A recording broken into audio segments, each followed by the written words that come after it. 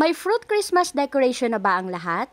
Kung wala pa, baka makatulong sa'yo yung video ko. Kung may mga prutas po kayo dyan at gusto ninyo na maiba naman yung ilalagay nyo sa inyong mga lamesa, try nyo po yung mini snow Christmas tree. Bali dito sa gagawin natin, kakailanganin ng pinya at mas maganda kung yung mabibili natin ay yung may magandang crown or yung green na dahon na nasa taas ng pinya.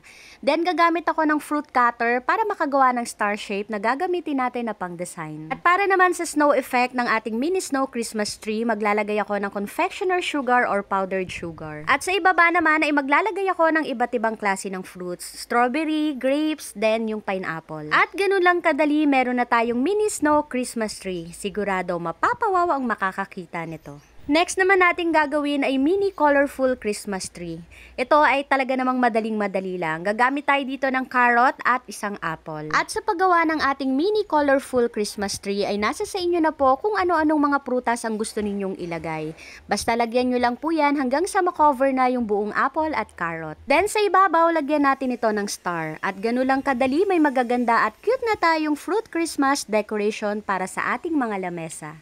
Merry Christmas po sa ating lahat!